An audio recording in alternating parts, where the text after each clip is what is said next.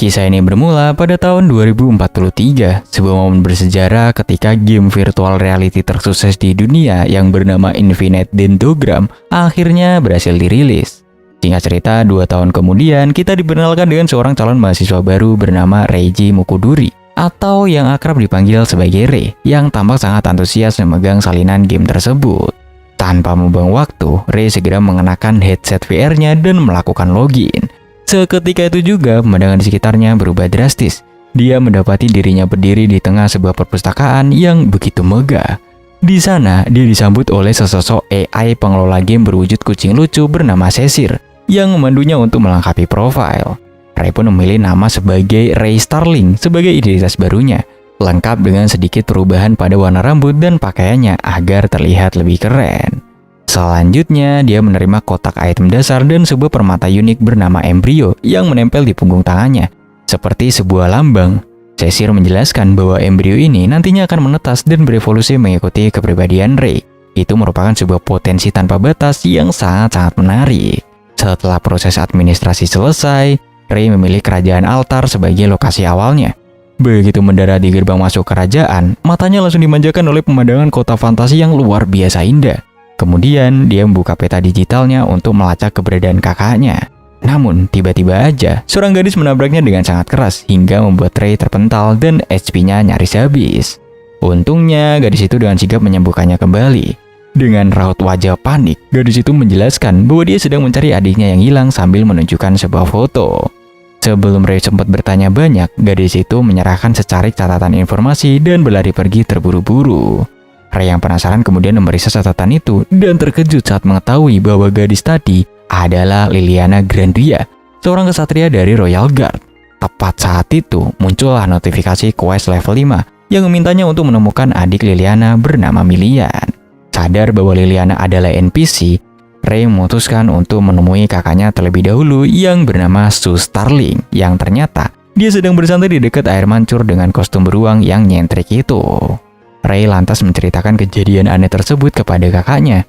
Mendengar cerita itu, Sue menjelaskan bahwa game ini memang sangat realistis dan menyebut NPC di sini dengan istilah sebagai Tian. Setelah itu, mereka pun meneliti kembali catatan yang ditinggalkan Liliana dan menyadari bahwa adiknya, yaitu si Milian, pergi ke kebun tua. Itu merupakan sebuah area berbahaya yang dipenuhi monster serangga. Sue menegaskan bahwa situasi ini sangat gawat karena jika seorang Tian mati dalam game, mereka akan mati untuk selamanya. Tidak seperti pemain yang bisa hidup kembali. Tergerak oleh rasa kemanusiaan, Ray bertekad untuk membantu, dan Sue pun setuju untuk ikut serta dalam misi penyelamatan tersebut. Setibanya di lokasi, Sue memberikan beberapa peralatan tempur kepada Ray agar adiknya itu bisa melindungi diri. Dia juga menjelaskan bahwa hukuman bagi pemain yang mati adalah larangan login selama 24 jam di dunia nyata, atau setara dengan 72 jam di dalam game. Tak jauh dari sana, mereka melihat Liliana yang sedang kewalahan bertarung melawan gerombolan monster serangga demi melindungi adiknya. Melihat hal itu, Sue langsung terjun ke medan tempur dan membabat habis monster-monster itu menggunakan senapan mesinnya dengan sangat epik. Sementara Ray hanya bisa membantu seadanya dengan pisau kecil pemulanya. Meskipun di sini Liliana sangat berterima kasih, kemenangan mereka ternyata tidak bertahan lama. Seekor demi Darkworm raksasa tiba-tiba muncul dari dalam tanah, merusak momen reuni tersebut. Kulit monster itu begitu keras hingga serangan biasa pun tak mempan untuk melukainya. Kekacauan semakin menjadi ketika Sue mencoba menyerang menggunakan pistol dan sihir. Namun justru itu memancing lebih banyak cacing raksasa muncul dan mengeroyoknya hingga dia menghilang di balik debu pertarungan. Sementara itu, salah satu cacing mengalihkan targetnya ke arah Ray. Liliana dengan heroik menahan serangan monster itu dan meminta Ray untuk segera membawa Milian ke tempat aman. Tanpa pikir panjang, Ray menggendong gadis kecil itu dan berlari menjauh. Di tengah pelarian, terungkaplah alasan menyedihkan kenapa Milian ada di sana. Yang mana, gadis kecil itu ternyata ingin mencari buah beri untuk membuat kue bagi kakaknya. Namun dia ditipu oleh pria misterius yang menyarankannya pergi ke kebun berbahaya ini. Sialnya, seekor cacing raksasa ternyata terus mengejar mereka. Situasi terasa makin putus asa. Namun melihat air mata Milian, tekad Ray kembali membara. Dia pun memberikan bros penyelamat nyawa milik Sue kepada Milian dan menyuruhnya lari ke pintu keluar. Sementara dia bakal bersiap buat menjadi umpan. Monster cacing itu menghantam Ray dengan telak, menghancurkan pertahanannya dan menguras habis darahnya. Ray berusaha bertahan dengan meminum ramuan penyembuh berkali-kali setiap terkena serangan. Hingga akhirnya, setelah ramuan terakhir habis, cacing itu pun kehilangan minat pada Ray yang udah sekarat dan beralih mengejar Milian. Ray berusaha mengejar, namun itu terlambat. Monster itu memukul mundur Milian hingga terpental ke udara. Untungnya, burst pemberian Ray aktif dan menyelamatkan nyawa gadis kecil itu tepat waktu. Kini, Ray benar-benar berada di ambang kematian tanpa sisa ramuan penyembuh. Di detik-detik terakhir yang kritis itu, dia memanggil embrionya dengan sisa tenaganya. Secara ajaib, sebuah perisai pelindung muncul memblokir serangan fatal monster tersebut. Dari cahaya permata di tangannya, muncul seorang gadis misterius yang kemudian berubah wujud menjadi pedang hitam raksasa. Gadis itu memerintahkan Ray untuk menyerang balik. Memanfaatkan momen itu, Ray melancarkan serangan skill Vengeance Eastman atau pembalasan, dan itu pun berhasil memusnahkan monster cacing itu dalam satu tebasan dahsyat.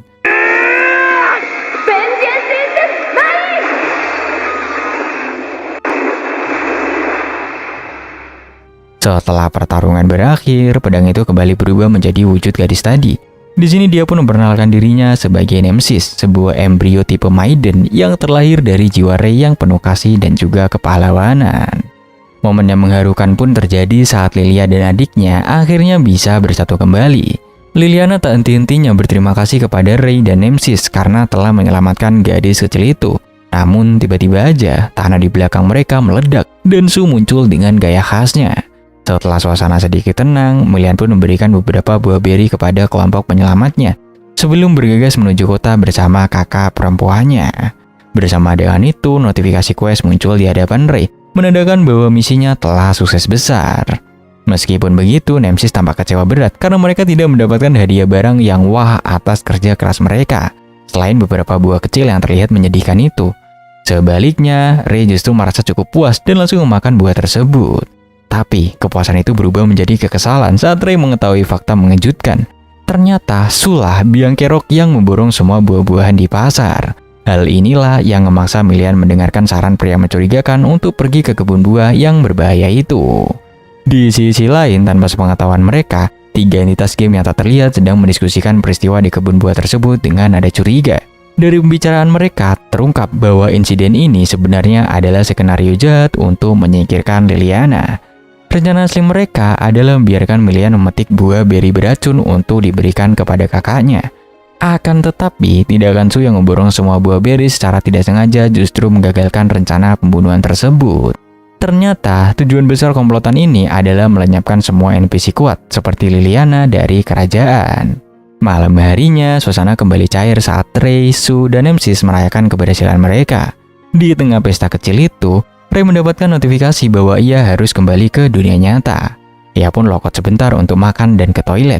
Lalu dia segera kembali ke dalam game. Sekembalinya Ray, Su memesan lebih banyak makanan untuk melanjutkan obrolan mereka. Topik pembicaraan pun beralih ke evolusi embrio, di mana Ray baru mengetahui bahwa embrio itu bisa berevolusi hingga bentuk ketujuh dan terakhir, yang disebut superior embrio. Suasana berubah menjadi agak serius ketika Su mengungkapkan bahwa dia sebenarnya memiliki sejarah masa lalu dengan Liliana. Dia mulai menceritakan kisah perang sengit antara Drift Imperium dan Kerajaan Altar. Kala itu, sebagian besar master atau pemain dari Altar termasuk Su menolak untuk ikut berperang karena Raja tidak mau memberikan hadiah yang layak. Bahkan para ranker top seperti Figaro dan pendeta tinggi suku Yofuso juga memilih untuk diam. Akibatnya fatal. Kerajaan Altar kehilangan banyak sekali NPC, setengah dari pasukan kesatria mereka, dan bahkan raja mereka sendiri pun sampai tewas. Dalam perang tersebut, Drift nyaris menghancurkan Altar sepenuhnya. Untungnya, kerajaan lain bernama Kaldina turun tangan dan memaksa Drift buat mundur, sehingga perang pun berakhir. Disinilah terungkap alasan kebencian Liliana, yang mana ayahnya adalah salah satu kesatria yang gugur dalam perang itu. Su mengaku tidak ikut bertarung karena khawatir identitas aslinya di dunia nyata akan terungkap jika perlengkapannya rusak. Dia memilih menjaga privasinya meskipun sekarang dia udah lebih siap melindungi identitasnya. Sementara itu, Ray memutuskan sudah waktunya untuk menaikkan level dan bergabung dengan jajaran para ranker. Menanggapi semangat Ray, Su menyarankan agar dia segera mencari perlengkapan baru dan memilih jobnya. Keesokan paginya, Su membawa Ray berbelanja perlengkapan dan memberinya buku panduan untuk memilih job. Setelah membolak-balik halaman dan menimbang-nimbang, Ray pun di sini mantap untuk memilih menjadi paladin. Ini merupakan sebuah pekerjaan tingkat tinggi. Salah satu syarat sulit untuk job ini adalah mendapatkan rekomendasi dari seorang kesatria kunci. Kebetulan sekali, Ray baru menyadari bahwa surat yang diberikan Liliana sebagai hadiah menyelamatkan Melian itu adalah surat rekomendasi yang dibutuhkan itu. Langkah selanjutnya menjadi lebih mudah. Mereka mengunjungi Liliana untuk konfirmasi. Lalu Ray menyumbangkan 200.000 lir ke gereja sebagai syarat kedua. Syarat terakhir adalah mengalahkan monster demi dragon yang untungnya sudah Ray selesaikan saat menyelamatkan Melian. Dengan semua syarat udah terpenuhi, Ray secara resmi menjadi paladin. Akhirnya, Ray pun di sini berpisah dengan Sue dan melanjutkan perjalanan berdua bersama Nemesis untuk berburu monster demi menaikkan level. Hari berikutnya, perjalanan mereka berlanjut ke area perburuan. Di tengah jalan, Ray menemukan dua orang yang tampak kelelahan tergeletak di tanah, dikepung oleh sekumpulan goblin. Tanpa pikir panjang, dia menyembuhkan mereka dari jarak jauh, memberikan tenaga yang cukup bagi mereka untuk menghabisi monster-monster itu. Setelah pertarungan usai, anak laki-laki itu memperkenalkan dirinya sebagai Rook Holmes, sesama pemain baru. Dia ditemani oleh gadis berambut ungu dengan penampilan mencolok bernama Babylon atau biasa dipanggil dengan nama Baby, yang ternyata adalah embrionya. Sebagai tanda terima kasih, Rook mengajak Ray dan Nemesis makan bersama. Saat sampai di restoran, para lelaki itu hanya bisa melongo melihat nafsu makan Baby dan Nemesis yang luar biasa besar hingga melahap semua makanan. Setelah perut kenyang, kelompok itu pun berpisah dengan janji akan membentuk party bersama suatu hari nanti. Singkat cerita, malam pun tiba. Ray dan Nemesis kembali masuk ke hutan untuk grinding. Namun secara mengejutkan, Ray terkena serangan mendadak yang menguras HP-nya. Ketika musuh mencoba menyerang lagi, Ray dengan sigap menangkis menggunakan skill counter absorption. Dia menyadari bahwa lawannya bukan monster biasa, melainkan embrio milik seorang player killer. Ray segera menyembuhkan diri dan mencoba buat mundur, lalu berbalik untuk menghabisi monster lain yang menghalanginya. Sayangnya, situasi memburuk ketika sosok gelap yang tertutup kabut muncul membawa pistol dan mengirimkan gelombang monster ke arah Ray. Meskipun udah berusaha keras melarikan diri, Ray akhirnya tewas dikeroyok dan harus menerima hukuman tidak bisa login selama 24 jam. Setelah masa hukuman selesai dan dia kembali ke permainan, Ray mendapati Nemesis sedang sedih dan menyalahkan dirinya sendiri atas kematian Ray. Ray pun berusaha menghibur partnernya itu dan berjanji akan mencari PK atau player killer yang membunuhnya untuk balas dendam. Demi menjadi lebih kuat, mereka memutuskan untuk melanjutkan perburuan. Namun, pada malam itu, Ray mendapatkan info bahwa para PK sedang merajalela di sekitar kota. Untuk menghindari resiko, dia membawa Nemesis ke tom labirin yang sepi di area pemakaman kerajaan. Ray sudah bersiap merogoh kocek dalam untuk biaya masuk, tapi dia malah dibuat kesel saat menjaga memberitahu bahwa seorang paladin bisa masuk secara gratis. Lucunya, meskipun Ray bersemangat, Nemesis justru ketakutan karena suasana labirin yang gelap gulita. Ternyata, senjata ampuh Ray ini takut pada hantu dan menolak untuk masuk lebih dalam. Tanpa membuang waktu, Ray akhirnya mengubah Nemesis menjadi bentuk pedang hitam dan menggunakannya untuk membabat habis zombie-zombie mengerikan yang menghalangi jalan. Setelah sukses membersihkan lantai pertama, Nemesis tiba-tiba memperingatkan Ray akan adanya bahaya yang mendekat. Dan bener aja, secara mengejutkan sebuah serangan berupa rantai ular melesat ke arah Ray. Untungnya, refleks Ray cukup cepat untuk menangkis serangan itu menggunakan pedangnya.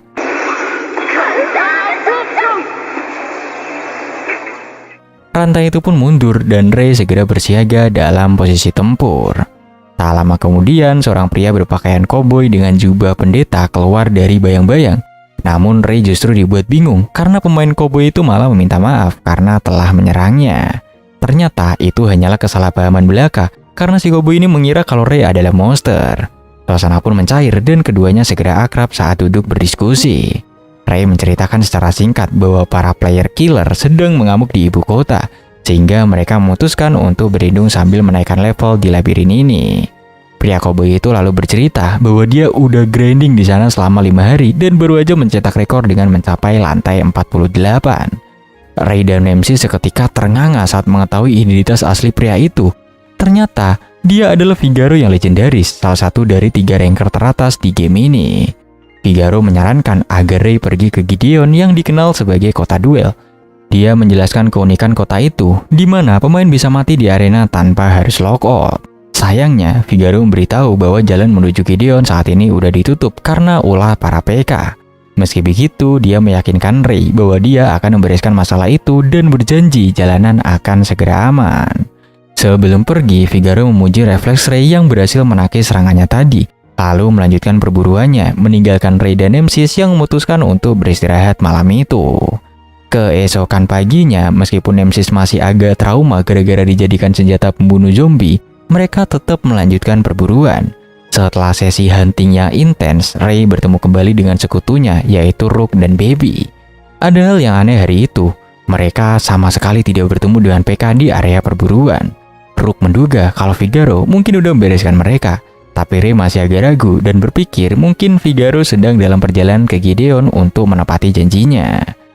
Tiba-tiba aja seorang gadis misterius bernama Mary Adler muncul dan bergabung di meja mereka. Mary mengenalkan dirinya sebagai jurnalis dan menawarkan informasi berharga dengan imbalan bayaran. Ray pun di sini setuju untuk membayar, tapi Rook dengan bijak menyarankan agar mereka patungan aja. Mary pun kemudian membeberkan peta kekuatan para PK, yang mana di timur ada klan yang bernama KNR, di selatan ada klan bernama Mad Castle, dan di barat ada klan bernama Goblin Street. Penasaran, Ray pun bertanya tentang wilayah utara tempat dia pernah dibunuh. Mary menjelaskan bahwa di sana dikuasai oleh seorang Master Solo dengan superior embrio yang dijuluki sebagai superior killer.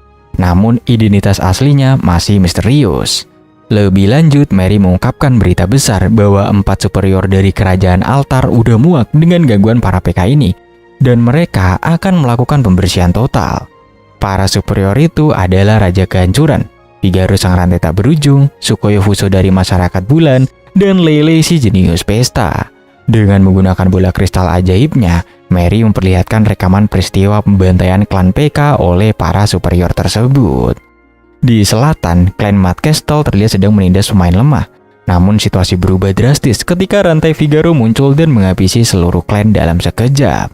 Ada momen epik ketika Figaro memuji bos klan musuh karena berhasil menghindari serangannya dan menawarkan kesempatan untuk mundur. Namun, si bos malah mencoba menyerang balik dengan licik. Tanpa ampun, Figaro pun menghindari serangan itu, melilit bos tersebut dengan rantainya, dan melemparkannya jauh ke angkasa sebelum mengempaskannya kembali ke tanah dengan hantaman terakhir yang mematikan.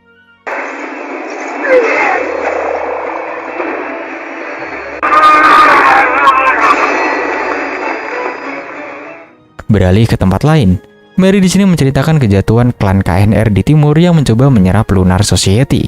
Nasib mereka berakhir tragis karena diracuni oleh Sukoyo Fuso yang menggunakan mantra penggelap bulan. Pasukan PK yang udah melemah itu kemudian dibantai habis oleh pengikut Lunar. Di barat, gadis berambut merah muda bernama Lele dengan santainya menaklukkan klan Goblin Street. Konon dengan hobi anehnya itu membuat para pemula mabuk. Terakhir, Mary memperlihatkan rekaman di utara, di mana Raja Kehancuran yang ternyata itu adalah Su membakar habis seluruh hutan demi memburu si superior killer. Sayangnya, target utamanya berhasil lolos dari lautan api tersebut. Melihat itu, Ray dan Nemesis justru makin bersemangat untuk membalas dendam pada pembunuh misterius itu suatu hari nanti. Di sana, mereka melihat Liliana dan para kesatria sedang sibuk memadamkan sisa api. Saat sedang memeriksa area hutan, tanpa sengaja mereka tersandung dan masuk ke dimensi lain. Di tempat aneh itu, mereka bertemu Sesir, seekor kucing AI yang bertugas mengawasi pemulihan hutan. Sesir tampak terkejut melihat Ray bisa masuk ke sana dan menduga itu gara-gara embrio langka milik Ray, yaitu si Nemesis. Ray mencoba minta penjelasan, tapi si kucing dengan cueknya mengabaikan pertanyaan itu. Mereka malah terlibat diskusi tentang sistem penjara dalam game. Ray berpendapat sistemnya itu buruk karena penjahat bisa bebas kembali setelah masa hukuman atau waktu minum teh mereka selesai. Sebelum mereka pergi, Sesir memberikan info misterius namun penting, yang mana jantung Ogre terletak di perut mereka. Ray dan Nemesis kemudian kembali ke guild untuk mencari quest. Ternyata permintaan pekerjaan melonjak tajam sejak jalan menuju Gideon dibuka kembali. Di sana, Ray mengetahui fakta unik tentang Rook. Jobnya ternyata bernama Pim atau mucikari monster, yang memberinya skill untuk menggoda dan meningkatkan kekuatan monster wanita. Meskipun terdengar aneh, Rook justru menganggap job paladin milik Ray itu keren. Sementara itu, Nemesis bersemangat membayangkan hadiah uang dari monster besar. Sementara Baby yang polos hanya peduli pada menu makanan. Kejutan lain datang saat Mary muncul lagi. Ternyata dia juga punya urusan di Gideon dan memutuskan untuk bergabung dengan party mereka. Mereka pun sepakat mengambil quest pengawalan bareng ke Gideon dan membagi hasilnya nanti. Keesokan harinya, kelompok itu mulai perjalanan dengan kereta yang ditarik oleh Merlin, seekor Demi Dragon bertanduk 3 yang dimenangkan Rook dari kontes model. Rook juga memamerkan permata khususnya untuk menyimpan monster. Namun, tim agak kecewa saat tahu Mary sama sekali tidak punya skill bertarung. Di tengah jalan, mereka melihat sekelompok ogre sedang menyerang pedagang. Tanpa ragu, mereka pun memutuskan untuk membantu. Pertempuran pun pecah. Rook melepaskan Merlin yang langsung menabrak gerombolan ogre itu. Ray dan Nemesis menyerang dari sisi lain, sementara Rook dan Baby menggunakan pesona mereka untuk membuat para ogre saling serang. Baby bahkan berevolusi ke bentuk kedua setelah menyerap energi dari salah satu ogre. Tapi situasi mendadak genting. Sebuah ledakan besar di sini terjadi, memunculkan bos ogre raksasa merah. Ray tanpa sadar menangkis serangan bos itu, namun dia menyadari lawannya itu adalah monster bos unik atau UBM bernama Gardranda. Monster itu menyemburkan asap beracun. Baby dengan sigap menerbangkan Rook ke udara untuk menghindar, tapi Ray dan Merlin yang ada di bawah terkena dampak racun tersebut dan menjadi lemah. Merlin menggunakan sisa tenaganya untuk menyelamatkan Ray dari injakan bos sebelum akhirnya ditarik kembali ke dalam permata oleh Rook. Sialnya, mantra pemikat Baby tidak mempan pada bos level tinggi ini. Dalam kondisi terdesak, Ray mengeluarkan jurus pamukasnya yaitu Fangen Eastman, dan itu pun berhasil memotong jari-jari bos tersebut. Mary yang tadinya dianggap tidak berguna dalam pertarungan, tiba-tiba bertindak heroik dengan memecahkan botol eliksir tepat di wajahnya Ray. Efeknya instan, Ray sembuh dari racun dan kondisinya kembali prima, meskipun hanya untuk 180 detik. Kini, pertempuran sengit yang sebenarnya baru aja dimulai, meski bos itu masih memberikan perlawanan yang brutal. Pertarungan melawan bos ogre semakin kacau ketika tiba-tiba burung batu raksasa milik Gardranda ikut menyerang. Sementara Rook dan Baby berinisiatif terbang ke udara untuk mengurus si burung pengganggu agar Ray bisa fokus 1 lawan 1 dengan bos utama. Tak lama setelah Ray berhasil mengumpulkan damage yang cukup untuk serangan pamungkas, bos itu ternyata membaca gerakannya dan menyemburkan api besar. Namun, Ray tidak gentar. Dia menerobos api itu dan menghantamkan kepala bos ke lehernya sendiri. Sayangnya, serangan balasan bos itu sangat brutal hingga mengempaskan Ray ke tanah. Ray berusaha menyembuhkan diri, tetapi di saat kritis itu, efek eliksir Mary habis. Tubuh Ray kembali diserang racun dan status lemah, sementara bos itu mengamuk tanpa kepala. Ray akhirnya teringat petunjuk Sesir bahwa jantung ogre ada di perutnya. Bersama dengan itu, sebuah hitungan mundur misterius muncul di pandangan Ray. Ketika hitungan mundur itu mencapai 0, keajaiban pun terjadi. Nemesis mengalami evolusi darurat. Transformasi spektakuler pun berlangsung, mengubah wujud gadis itu menjadi tombak hitam raksasa yang ramping dan juga elegan. Bentuk baru ini memiliki skill pasif yang secara otomatis memulihkan HP Ray dan menetralisir racun. Dengan kekuatan penuh, pertarungan menjadi semakin seru. Ray berhasil mendaratkan serangan telak ke perut bos, namun dia terkejut karena bos itu bisa menyembuhkan lukanya dengan cepat. Ray menyadari bahwa meskipun bentuk tombak Nemesis memberikan 3 kali lipat counter absorption, mereka tidak bisa menggunakan jurus pamungkas Fangen Eastman dalam wujud ini. Pilihannya sulit. Untuk menang, Nemesis harus kembali menjadi pedang. Tapi kalau begitu, berarti racun akan kembali menyerang tubuhnya Ray. Ray pun memutuskan mengambil resiko gila itu. Setelah pertarungan sengit yang berhasil membuat bos berlutut, Nemesis berubah kembali menjadi pedang hitam. Ray bersiap memberikan tebasan terakhir, tapi bos itu masih sempat melawan dengan hujan apinya. Tapi ketika bos hendak melepaskan bola api fatal, sebuah tembakan misterius dari embrio berbentuk pistol meledakkan mulut bos itu dari kejauhan. Ray tidak menyia-nyiakan celah itu dan langsung mendaratkan pukulan maut yang menghancurkan Gardranda. Sebuah layar kemenangan pun di sini muncul, memberikan hadiah berupa Miasma Flame Bracer kepada Ray atas prestasinya mengalahkan UBM. Pasca pertempuran, Mary memberikan ramuan penyembuh sambil mengonfirmasi bahwa dia sempat melihat seorang pria menembakkan embrio pistol. Kemungkinan besar sih itu adalah superior killer. Tak lama kemudian, Rook dan Baby mendarat bersama burung batu raksasa yang ternyata udah berhasil dijinakan dan diberi nama sebagai Audrey. Suasana menjadi emosional ketika kelompok pedagang menggunakan kotak mistis atau peti mati NPC untuk mengumpulkan jiwa rekan mereka yang gugur. Ray merenung dalam-dalam, menyadari bahwa NPC di dunia ini benar-benar bisa mati, mengingatkannya pada Liliana. Di sisi lain, seorang game master misterius tampak terkejut melihat data permainan. Dia tidak menyangka seorang tanker level rendah bisa mengalahkan UBM sendirian sebelum monster itu berevolusi menjadi tingkat superior. Singkat cerita, tim pun akhirnya tiba di kota Gideon yang ramai. Meskipun Nemesis merengek minta pesta makan, Ray menyeretnya ke guild petualang untuk mengurus bayaran. Keesokan paginya, Ray mencoba mengetes senjata barunya, yaitu Flamebaser di luar kota. Kocaknya, Ray ini malah mempermalukan diri sendiri. Dia berkali-kali terpanggang dan meracuni dirinya sendiri sampai HP-nya habis. Saat sedang sekarat konyol, sosok aneh berkostum penguin bernama Flamingo muncul dan memberinya sebuah ramuan. Ray yang polos pun meminumnya begitu aja, dan secara ajaib sepasang telinga hewan tumbuh di kepalanya. Tapi penguin itu malah mengejeknya dan kabur sambil mengatakan efeknya akan hilang saat malam tiba. Ray dan Nemesis kemudian bertemu Mary yang dengan jahil malah melukis sketsa Ray bertelinga hewan itu. Di sini Ray merasa sangat malu karena harus menemui pria yang mereka selamatkan kemarin dengan penampilan seperti anjing ini.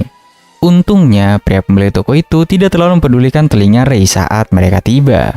Namun Ray justru merasa jatuh mental saat Rook dan Baby datang dan langsung mengomentari telinga anjingnya. Di momen ini, Ray baru tahu kalau Rook punya skill membaca pikiran yang membuatnya makin kesel. Rook juga memamerkan mantel barunya bernama Liz yang seolah punya nyawa sendiri. Tak mau kalah, Ray membeli mantel juga, tapi hasilnya malah membuatnya terlihat seperti kambing, jauh dari kesan gagah mantel putihnya Rook. Sesi belanja pun berlanjut ke mesin undian. Disinilah nasib buruk Ray teruji. Dia menghabiskan banyak uang tapi tidak ngedapetin apa-apa. Sementara Rook langsung ngedapetin jackpot berupa sarung tangan berkekuatan khusus. Ray yang hancur hatinya mencoba satu kali lagi, dan akhirnya dia pun mendapatkan kuda keren bernama Silver. Sialnya, Ray tidak bisa menungganginya dan jatuh seketika. Setelah logout sebentar untuk cek internet, dia sadar kalau dia butuh skill menunggang yang harga itemnya itu sangat mahal coy. Saat Ray dan MC sedang pusing memikirkan cara cari uang karena mereka belum cukup level untuk ikut duel arena, mereka melihat sekelompok preman ganggu wanita miskin.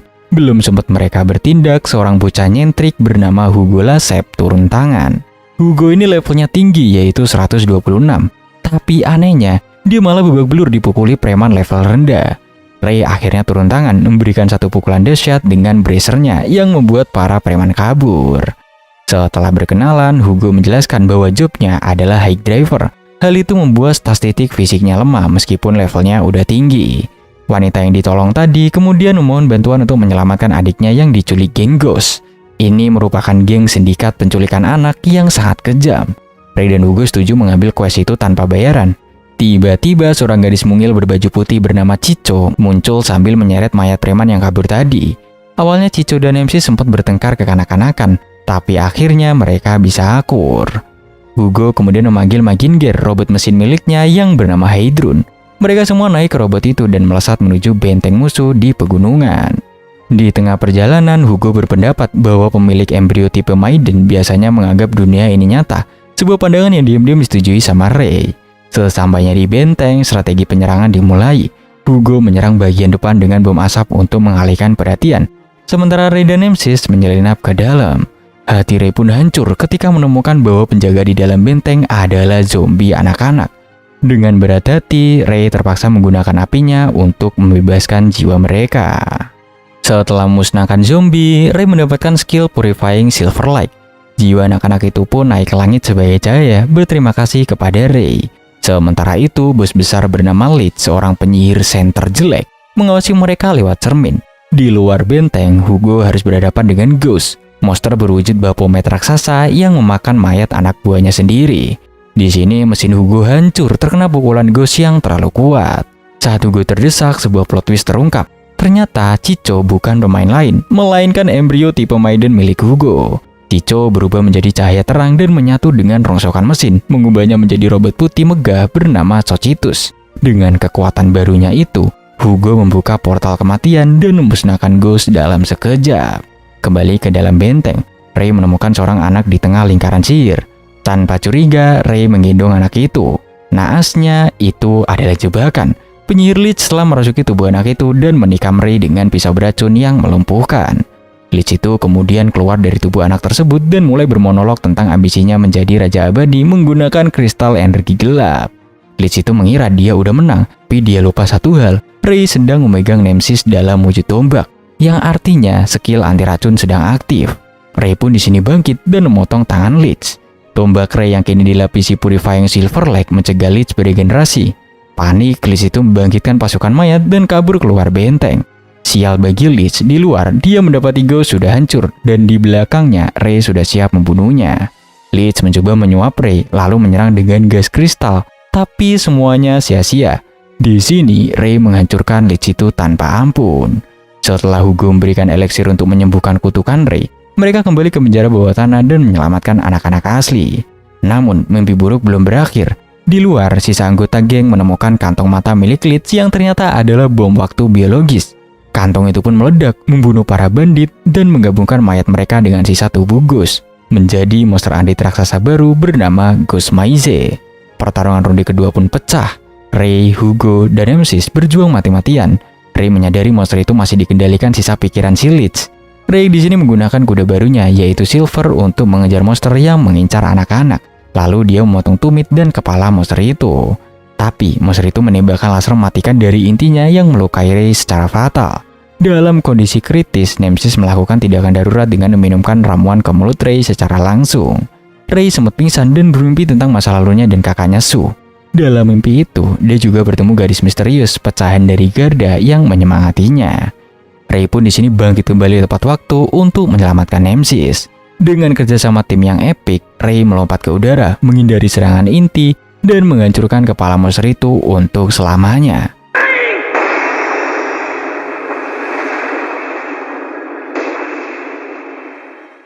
Ray di sini pun resmi mengalahkan Apex UBM. Di akhir cerita, Ray mendapatkan banyak hadiah skill dan memutuskan untuk tetap bermain di dunia ini. Namun, adegan ditutup dengan pertemuan mencurigakan antara Hugo dan si penguin yang bernama Franklin. Di sini terungkap bahwa mereka adalah anggota kelompok Triangle of Wisdom yang punya rencana besar untuk menghentikan perang antara dua negara. Dan Hugo sebenarnya lega Ray selamat meski khawatir Ray akan menjadi penghalang rencana mereka di masa depan nanti. Adegan pun berlanjut dengan adanya barisan kereta yang melaju menyusuri jalan tanah. Di salah satu kereta, seorang bocah lelaki bernama Kang nekat mencoba memanjat atap. Namun sayangnya ia terpeleset dan hampir jatuh. Tiba-tiba aja sebuah cakar logam berwarna-warni dengan desain yang agung menangkapnya tepat waktu. Bocah itu sangat berterima kasih dan menyebut penyelamatnya sebagai Master Sunyu, seorang superior dari klan Huangye. Namun momen tenang itu tidak berlangsung lama. Sunyu merasakan bahaya yang mengintai dan segera memberi isyarat kepada Kang untuk menunduk. Dengan gerakan kilat, dia mencegat sebuah peluru yang mendadak terbelah menjadi dua di udara. Pelakunya ternyata adalah para bandit dari geng Goblin Street yang bersembunyi di atas tebing. Pemimpin geng tersebut yang juga seorang superior sempat membual sombong dan mencoba merapal mantra. Kejutan besar pun terjadi. Belum sempat mantra itu selesai, Sunyu sudah muncul di kejauhan dan tanpa menyentuh targetnya sedikit pun merobek jantung si pemimpin bandit. Sisa anggota geng bahkan belum sempat bereaksi ketika Sunyu sudah berdiri di atas tebing dan membantai mereka semua dengan satu putaran cepat yang mematikan. Sementara itu, di tempat lain, Ray sedang asik mendiskusikan item drop yang dia dapatkan dari monster Ghostmaze. Bersama Nemesis, mereka memutuskan untuk mandi dan bersiap-siap. Tadi malam, mereka menemukan fakta keren bahwa kuda Ray, yaitu si Silver, ternyata bisa terbang jika digabungkan dengan item Windhoof dan Groot's Converter. Mereka di sini seharusnya bertemu dengan Mary, tapi lucunya Nemesis mandi lama sekali sampai membuat jadwal mereka molor banget. Saat akhirnya bertemu dengan Mary untuk makan siang, Ray meminta tips agar bisa jadi lebih kuat demi mengalahkan superior killer yang pernah membantainya. Mary pun menyarankan agar Ray fokus meningkatkan kelincahan atau agility dan juga ketahanan atau endurance. Karena ya musuhnya itu sangat lincah. Dia juga menjelaskan konsep menarik bahwa skill di dunia nyata berpengaruh dalam game. Dan nama Embryo biasanya diambil dari jurus pamungkasnya. Meski nama itu baru terbuka di peringkat tinggi. Suasana sedikit canggung ketika Ray bertanya tentang embrio milik Mary. Gadis itu pun langsung terlihat tegang dan mencurigakan. Untungnya, Rook dan Baby datang menyelah, membuat Mary dengan gembira dan lega berlari memesankan makanan untuk si Baby. Setelah itu, Mary memberikan tiket duel arena kepada Ray. Bukan sembarang duel, ini adalah pertarungan antara Superior Figaro melawan Sunyu, sang master dari Huangye. Mendapatkan itu, Ray tentu aja sangat bersemangat. Setelah makan siang, Ray dan Nemesis mampir ke guild untuk mengambil hadiah mengalahkan bos monster. Ray sempat bingung melihat jumlah uang yang sangat besar, tapi dia memutuskan untuk membaginya dengan Hugo nanti. Tak lama kemudian, saat berjalan di alun-alun kota, mereka menemukan kakak Ray, yaitu si Sue yang sedang membagikan permen kepada anak-anak bersama para pemain musik. Tiba-tiba, seorang gadis aneh muncul, mengambil monster kecil berbulu dari kepala Sue. Lalu dia pun pergi setelah Sue memberinya sebuah permen. Dari gelagatnya, gadis itu sepertinya sedang menantikan pertunjukan besar di arena nanti. Ray, Sue, dan Nemesis kemudian mampir ke sebuah kafe untuk mengobrol. Disinilah terungkap bahwa Sue dan Figaro ternyata sahabat karib, dan Sue datang ke Gideon khusus untuk mendukung temannya itu. Kebetulan sekali tiket mereka juga berada di kota penonton yang sama. Sambil menikmati kue, kakak beradik itu saling bertukar cerita petualangan. Ray bangga karena Sue ternyata pemain veteran yang bergabung sejak hari pertama peluncuran game dan termasuk orang pertama yang mengalahkan Unique Boss Monster. Ray baru sadar kalau kakaknya menghabiskan sebagian besar harinya di dalam game. Nemesis yang penasaran bertanya tentang kehidupan nyata Sue. Ray menjelaskan sambil tertawa bahwa Sue adalah Uber Rich Net alias pengangguran kaya raya. Dia memenangkan lotre luar negeri, membeli gedung apartemen, dan hidupnya santai. Hebatnya lagi, Sue sebenarnya multitalenta. Dia mantan aktor cilik populer, penyanyi berbakat, dan bahkan pernah jadi asisten dosen. Di tengah obrolan, Chico muncul dan langsung terlibat pertengkaran kocak dengan MC soal makanan. Hugo juga datang tak lama kemudian. Ray mencoba memberikan setengah uang hadiahnya, dan meskipun awalnya Hugo menolak, Hugo akhirnya menerimanya. Hugo merasa takjub dengan kepolosan Ray yang tidak punya rasa curiga sedikit pun, terutama soal seragam kekaisaran Drift yang dipakainya. Hugo pun menjelaskan bahwa itu adalah seragam klan Triangle of Wisdom, dan baju ini aman dipakai di Gideon. Namun Hugo meminta Ray menceritakan detail pertempuran semalam. Ray dengan polosnya membeberkan semuanya, termasuk kelemahannya sendiri. Sebelum mereka berpisah ke arena, Hugo memberikan peringatan misterius tentang wilayah barat. Setelah Ray pergi, Chico melihat keraguan di wajah Hugo dan menyuruhnya berhenti jika tidak yakin. Tapi Hugo mantapkan hati untuk melanjutkan rencananya. Kembali ke kubu Sunyu di kerajaan altar. Kang sedang demam parah dan meminta maaf tidak bisa menonton duel. Sunyu sadar dia sudah terlambat. Tanpa basa-basi, dia pun menyambar seorang gadis muda bernama Mei, si duta besar, lalu melompat keluar jendela diiringi teriakan gadis itu. Di sisi lain, si penguin Flamingo terlihat sibuk menelpon seseorang. Dia melaporkan kabar buruk bahwa Queen of Monster menarik diri dari rencana karena putri pertama altar batal datang ke arena. Ini masalah besar karena Ratu Monster adalah orang terkuat di Kekaisaran. Hal itu pun membuat peluang kegagalan rencana mereka naik jadi 50%. Meski begitu, Flamingo tetap optimis dan yakin rencananya akan berjalan lancar dengan sisa anggota yang ada. Di dalam arena megah, suasana sudah memanas. Ray, Nemesis, Rook, Baby, dan Mary menonton dari kotak VIP. Di panggung, dua pemain hebat yaitu Juliet si kesatria jatuh dan Chelsea si bajak laut hebat sedang bertarung sengit. Mary dengan antusias menjelaskan jalannya pertarungan, di mana Juliet akhirnya berhasil menang menggunakan skill angin gelap melawan emas cair Chelsea. Ray di sini melihat Sue dan pergi menemuinya. Dia menemukan kakaknya sedang bersama Figaro yang menyamar menggunakan kostum singa lucu agar tidak dikerumuni para fans. Saat sedang mengobrol, Figaro hampir saja keceplosan membocorkan rahasia besar tentang Sue, tapi Sue dengan cepat mengalihkan topik. Sue di sini memberikan sebuah cincin komunikasi kepada Ray, sementara Figaro dengan percaya diri menyuruh Ray bertaruh untuk kemenangannya. Setelah Ray pergi, Sue dan Figaro berbicara serius. Sue memprediksi peluang menang Figaro hanya 50%, tapi Figaro bersumpah dia akan menang. Sementara itu, Ray yang emang gak punya otak, dia benar-benar mengosongkan rekeningnya untuk bertaruh pada Figaro. Hal itu pun membuat Nemesis marah besar dan menendangnya. Lalu tiba-tiba Sunyu datang menyela dan mengejek bahwa Ray akan kehilangan uangnya. Ray yang melihat Sunyu mengapit gadis di bawah lengannya langsung salah paham dan mencoba menyerang. Untungnya, Sue menahan Ray. Sunyu yang penasaran mencoba menguji kekuatan Sue dengan satu serangan, tapi Sue memblokirnya dengan begitu mudah. Sunyu pun tambah terkesan dan dia pun berlalu pergi setelah Ray sadar bahwa gadis itu memang kenalan Sunyu. Saat kembali ke kota penonton, Mary tiba-tiba menjadi sangat tegang dan bertingkah aneh saat melihat Sue. Ketika diperkenalkan, Sue hanya berkomentar santai bahwa nama Mary mirip dengan karakter manga yang dia baca, yang justru hal itu membuat Mary makin panik. Singkat cerita, momen yang ditunggu-tunggu pun akhirnya tiba. Bentrokan duel para superior yaitu Figaro dan Sunyu naik ke panggung. Aturan duel dibacakan, yang mana item batal kematian instan dan item penyembuh dilarang keras. Sue berbisik pada Ray bahwa ini berita buruk bagi Figaro yang sangat bergantung pada item. Sunyu kemudian provokasi penonton dengan mengumumkan kalau dia tidak akan bergerak seinci pun sampai Figaro berlutut. Penonton mencemooh, tapi Sunyu malah tertawa senang. Pertarungan pun dimulai. Sunyu langsung menghancurkan rantai Figaro. Duo ini bergerak sangat cepat hingga mata biasa tidak bisa mengikuti. Sue menjelaskan bahwa ada penghalang sihir yang memisahkan panggung dan juga penonton. Sekaligus hal itu memperlambat visual agar pertarungan bisa dinikmati. Tanpa penghalang itu, serangan mereka bisa membahayakan para penonton. Itulah sebabnya pemain level rendah dilarang buat ikut serta. Di sini operator arena menyesuaikan kecepatan penghalang, sehingga terlihatlah lengan emas Sunyu yang merupakan embrio superiornya terus memanjang tanpa batas dan bergerak dengan kecepatan supersonik, menyudutkan si Figaro. Sunyu melancarkan serangan petir, tapi Figaro berhasil memblokirnya. Selanjutnya, Sunyu pun memanggil api besar. Namun Figaro kembali selamat berkat jubah pelindung khususnya. Namun situasi berubah mencekam.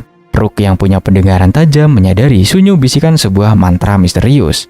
Lalu tiba-tiba aja, gelombang pertahanan Figaro pecah dan dia mulai batuk darah hebat. Dengan mengerikan, Sunyu mengangkat potongan paru-paru Figaro yang robek di tangannya. Ternyata, mantra itu adalah skill teleportasi pamungkas yang membuka portal langsung ke dalam tubuh lawannya. Sunyu di sini mengincar jantung, tapi berkat pengalaman tempurnya yang luar biasa, Figaro berhasil bergerak sedikit sehingga hanya paru-parunya aja yang kena. Su pun menjelaskan analisis mengerikan itu kepada teman-temannya yang pada terpaku ngeri. Pertarungan memanas, namun Ray sempat bertanya-tanya mengapa Sunyu tidak mencoba bergerak untuk menghabisi Figaro yang udah berlutut. Ternyata Sunyu sangat berhati-hati karena Figaro belum pernah memamerkan embrio superiornya, sehingga tidak ada yang tahu kekuatan aslinya kecuali si Su. Kejutan pun terjadi saat Su mengungkapkan bahwa Figaro sebenarnya udah menggunakan kekuatannya sejak awal. Lalu tiba-tiba seluruh perlengkapan Figaro lenyap, membiarkannya bertelanjang dada. Melihat celah ini, Sunyu langsung menyerang. Namun di luar dugaan, Figaro masuki mode binatang buas dan menyerang balik seolah-olah dia tidak pernah kehilangan paru-parunya. Hal itu pun membuat penonton terpana. Sunyu semakin terkejut ketika Figaro berhasil memotong sebagian cakar logamnya. Ray akhirnya menyadari mekanisme unik dari kekuatan Figaro. Semakin sedikit perlengkapan yang dia pakai, semakin kuat embrionya. Su menambahkan bahwa ciri unik kedua adalah Figaro akan semakin kuat seiring berjalannya waktu pertarungan. Itulah sebabnya dia dijuluki sebagai Endless Chain. Singkat cerita, puncak pertarungan pun tiba. Meskipun salah satu cakarnya terpotong, Sunyu tidak gentar dan terus menyerang dengan tangan lainnya sambil terus mengoceh karena menikmati pertarungan. Untuk membungkam mulut lawannya, Figaro memanggil pedang superior yang luar biasa. Tak mau kalah, Sunyu juga memanggil pedang superiornya yang terlihat agak norak sambil tertawa. Penonton pun menahan napas menanti 10 detik terakhir yang menentukan. Dengan kecepatan supersonik, Figaro menerjang, memotong sisa cakar Sunyu dan bahkan lengan kirinya sendiri demi serangan fatal. Sunyu yang merasa di atas angin tiba-tiba mengeluarkan lengan rahasia runcing lainnya dan terkekeh yakin udah menangkap Figaro. Sayangnya bagi Sunyu serangan itu sia-sia. Terungkap bahwa embrio superior milik Figaro berbentuk jantung yang membuatnya tak terkalahkan. Menyadari kekalahannya, Sunyu hanya bisa pasrah saat Figaro menebasnya menjadi dua sebagai salam perpisahan. Cahaya menyilaukan melesat ke langit menandakan lenyapnya Sunyu dan Figaro resmi dinyatakan sebagai pemenang. Namun euforia itu tidak bertahan lama. Seorang penonton dari Caldina merasakan ada yang tidak beres. Di panggung, Figaro tiba-tiba membeku dalam waktu. Secara mengejutkan, Flamingo si penguin muncul dan berjalan santai di atas penghalang arena. Saat dia melepas kostum penguinnya, kerumunan langsung mengenali sosok itu sebagai Mr. Franklin, ilmuwan gila dari Kekaisaran Drift yang paling dibenci di seluruh Infinity di Dongram karena pernah membantai Raja Altar.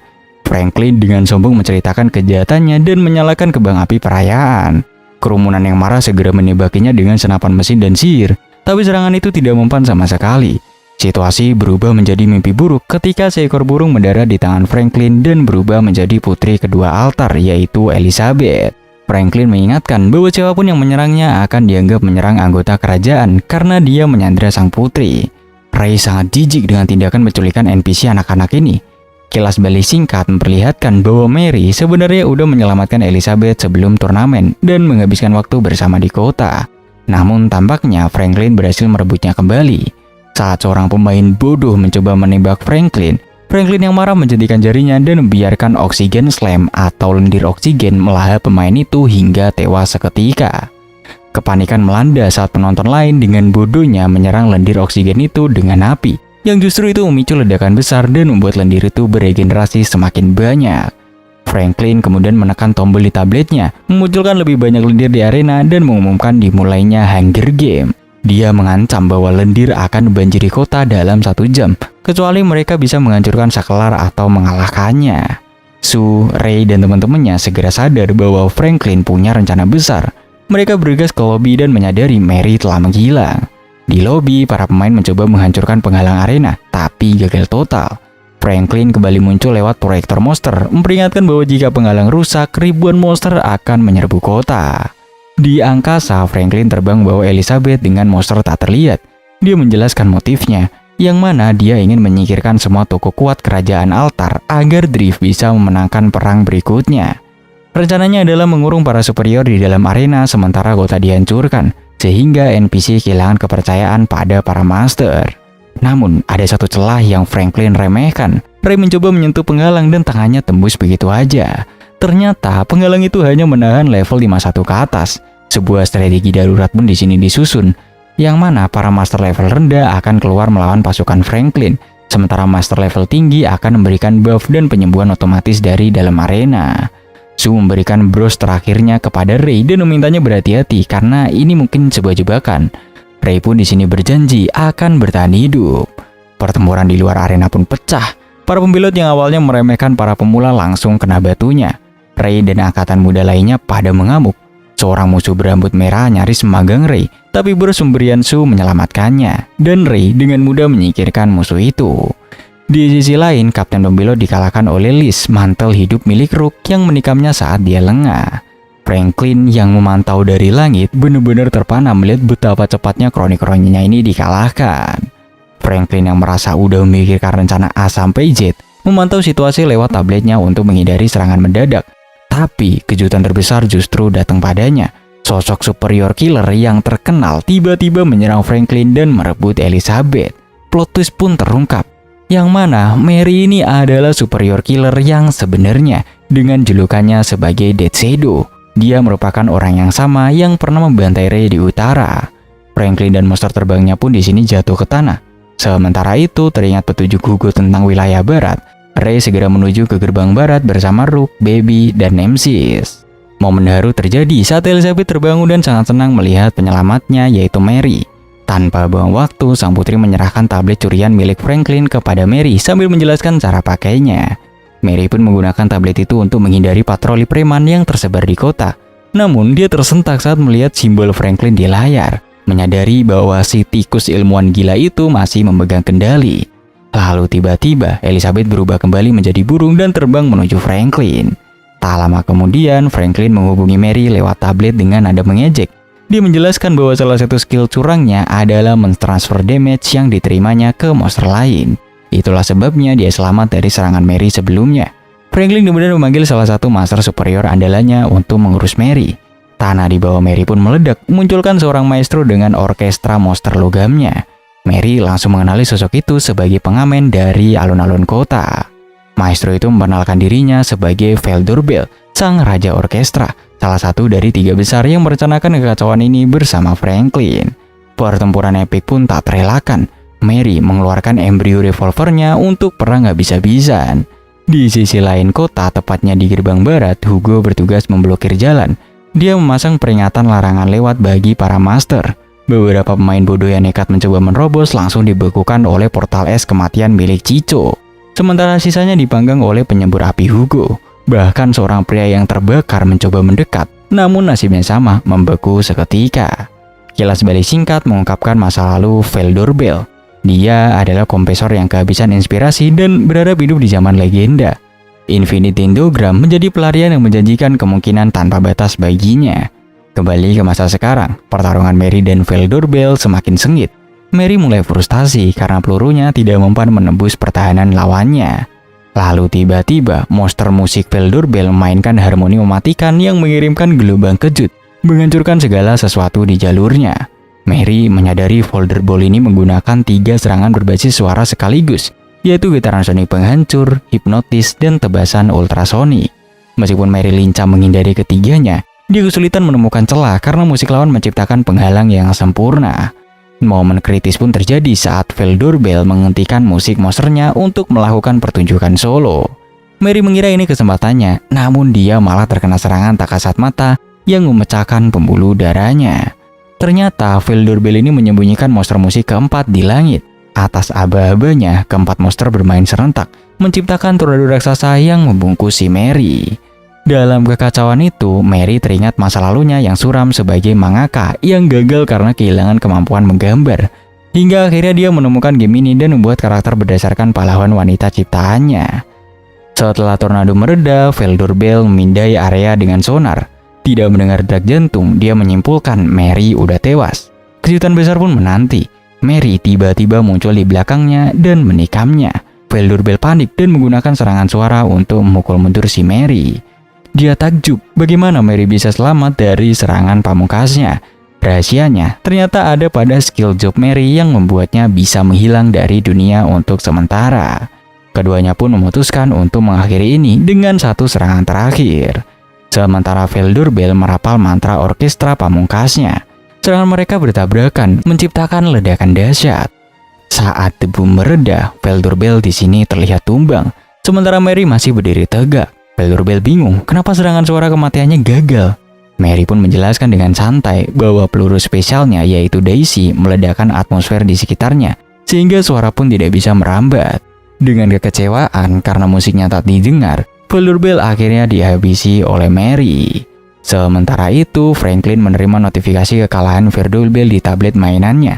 Meski yakin rencananya tetap berjalan, dia agak khawatir Ray akan menjadi pengacau. Franklin kembali ke gerbang barat bersama Elizabeth, di mana Hugo melaporkan bahwa kesatria kerajaan udah menunggu di luar. Franklin memerintahkan Hugo untuk membiarkan Ray lewat sendirian. Di luar gerbang, Liliana bersiap dengan pasukannya dan mengancam akan merebut Elizabeth secara paksa. Dia mengingatkan Franklin bahwa bangsawan itu kebal terhadap serangan pengawal kerajaan. Liliana pun menebaskan pedangnya, memanggil cahaya panas, tapi Franklin selamat berkat bros pelindung nyawa. Saat tentara menyerbu, Franklin memanggil monster besar menjijikan yang dipenuhi bola mata. Kilas balik emosional mengungkap identitas asli Hugo. Nama aslinya adalah Yuri, seorang gadis yang lahir di keluarga kaya Perancis dengan ayah yang kasar. Kakaknya yang bernama Francesca kabur dari rumah karena dipaksa menikah, meninggalkan Yuri yang merasa bersalah karena dia lemah. Yuri kemudian menciptakan karakter Hugo di game sebagai sosok kesatria pria kuat yang melindungi wanita. Chicho mendesak Hugo untuk berhenti, tapi Hugo bersikeras bahwa ini adalah cara terbaik mencegah perang dan korban jiwa. Secara naif, dia percaya Franklin hanya akan menyakiti pemain, bukan NPC. Tak lama kemudian, Ray dan teman-temannya tiba. Hugo mengizinkan Ray lewat sendirian, tapi Rook menahan Hugo. Saat Ray mencoba lewat, Hugo tiba-tiba menyerangnya. Ray dengan sigap memblokir menggunakan counter absorption dan membalas dengan ultimate vengeance. Lalu dia pun bergegas keluar gerbang. Hugo merasa bimbang karena telah mengkhianati Ray, tapi Rook dan Baby langsung menyerangnya tanpa ampun. Rook meluapkan kemarahannya, menyebut Hugo sebagai pengkhianat bermuka dua. Ejekan Rook pun berhasil mancing emosi Hugo yang membalas dengan semburan api. Di sini keduanya terlibat adu mulut dan tantangan duel adil. Di luar gerbang, Franklin dengan bangga melihat monster matanya membantai pengawal kerajaan. Mary dan Lindos mencoba menyerang dengan sihir gabungan, tapi tidak mempan. Monster itu membalas dengan tembakan bola cahaya. Lalu tiba-tiba Ray muncul dan menghantam monster itu dengan bola api raksasa. Hal itu membuat Franklin kegirangan karena obsesinya pada Ray akhirnya terbayar. Sementara itu, kilas balik menceritakan masa lalu Rook. Ayahnya adalah detektif dan ibunya adalah pencuri yang hebat. Setelah mereka meninggal dalam kecelakaan pesawat, Rook menemukan penyelidikan ayahnya tentang game mencurigakan ini dan memutuskan buat bergabung. Kembali ke pertarungan sengit. Rook dengan cerdik membaca setiap gerakan Hugo.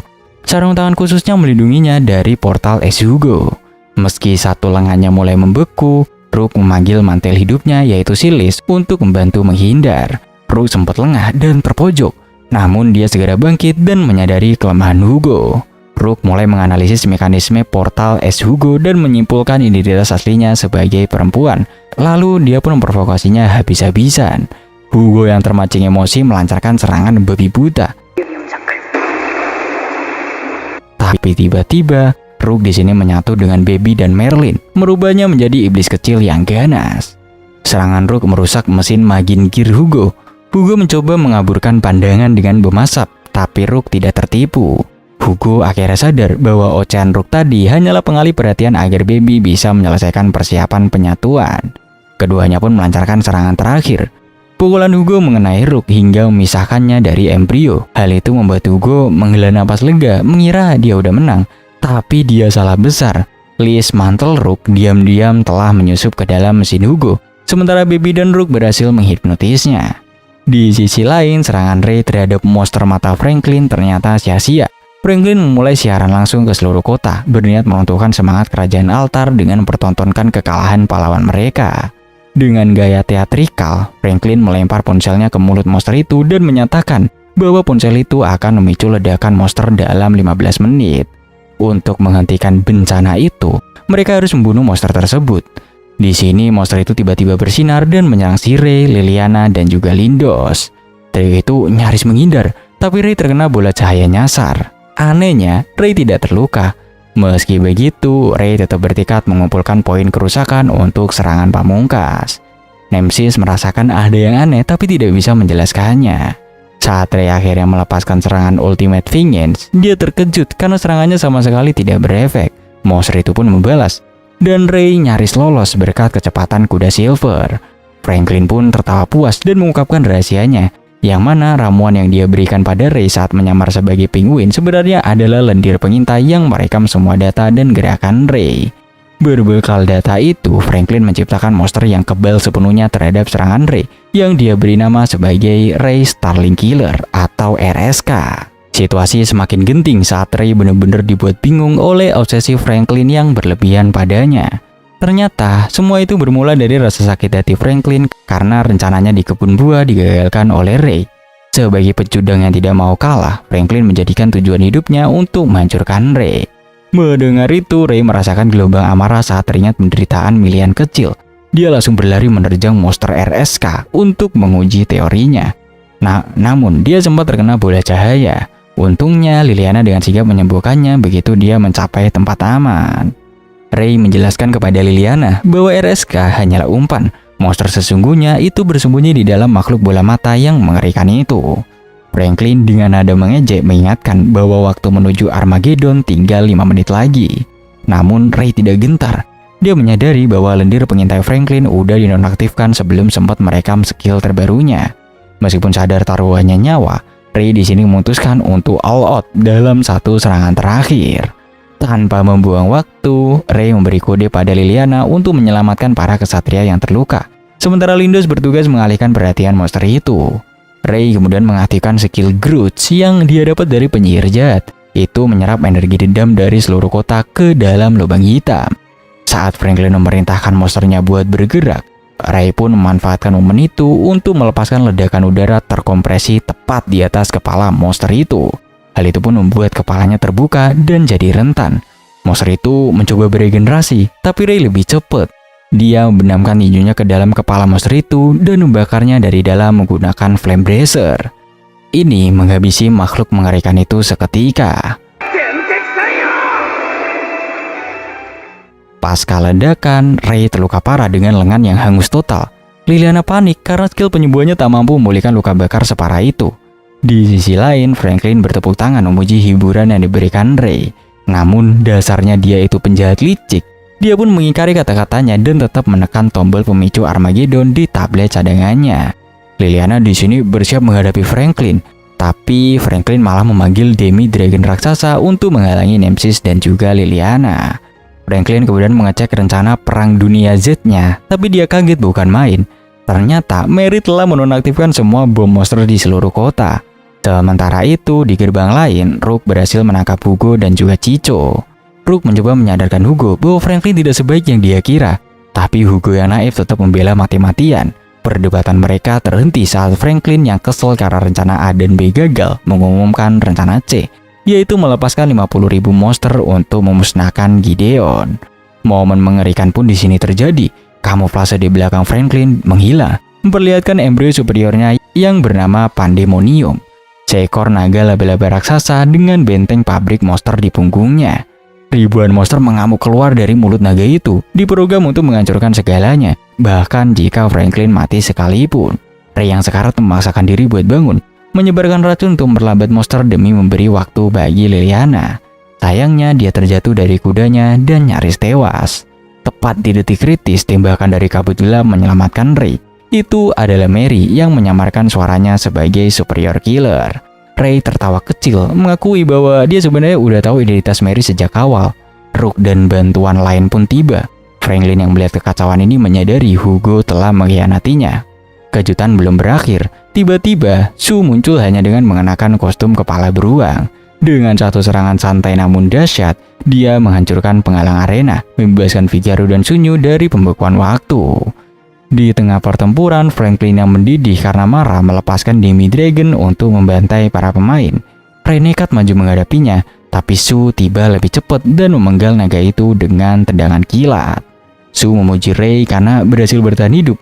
Dia pun kemudian menghubungi Franklin dan akhirnya mengungkapkan identitas aslinya sebagai King of Destruction.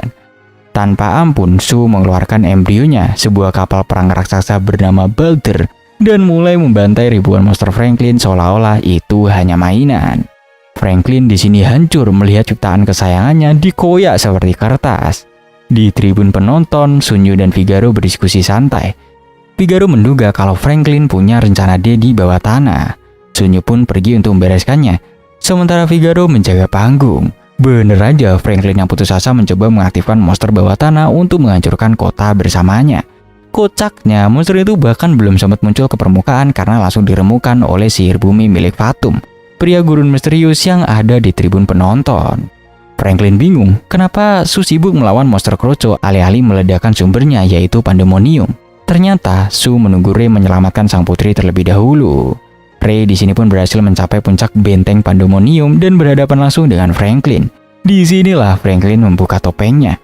Dia menjelaskan filosofi gilanya bahwa dia tidak peduli apakah NPC itu nyata atau tidak. Dia juga bakal melakukan hal yang sama di dunia nyata demi tujuannya. Ray pun di sini merasa sangat jijik dengan pola pikir psikopat itu. Percakapan mereka pun terpotong saat Sue mulai memborbardir benteng. Franklin panik melihat Putri Elizabeth sudah hilang. Ray dengan puas mengungkapkan bahwa dia hanyalah umpan dan Mary udah membawa sang putri pergi sejak tadi. Franklin pun hancur lebur. Dia mencoba menyerang si Ray, tapi Hugo tiba-tiba muncul dengan robot Magin Gear-nya untuk melindungi Franklin. Plot twist pun di sini terungkap. Franklin sebenarnya adalah Francesca, kakak kandungnya si Hugo. Hugo pun di sini bersumpah bakal melindungi kakaknya, tak peduli sejahat apapun dia. Duel sengit antara Ray dan Hugo pun di sini pecah. Ray menebas lengan robot Hugo, tapi Hugo berhasil memotong lengan Ray yang udah hangus hingga putus. Gila dan nekat, Ray menangkap pedangnya di udara menggunakan mulutnya dan terus menyerang. Dia melepaskan serangan Vengeance terakhir yang menembus baju besi Hugo dan mengalahkannya.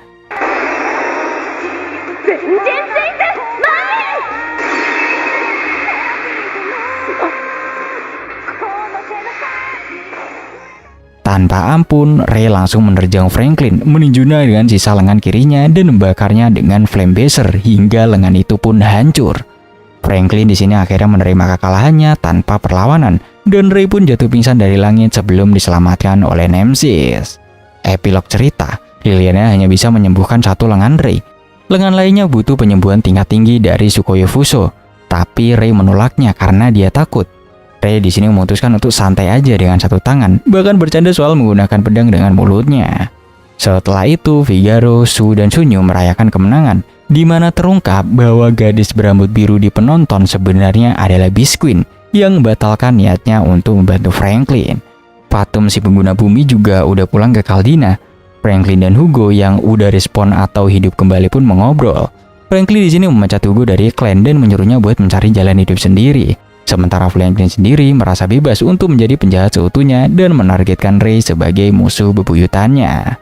Di altar, Liliana berduka atas pasukannya yang gugur. Namun, suasana kembali ceria saat Elizabeth kabur lagi untuk menonton duel persahabatan antara Ray dan Mary. Sebelum duel, Ray memilih julukan barunya, yaitu Ray the Unbreakable. Cerita pun lalu ditutup dengan Ray yang kembali ke dunia nyata, menyelesaikan urusan kuliahnya, dan berpapasan dengan seorang gadis yang terasa sangat familiar.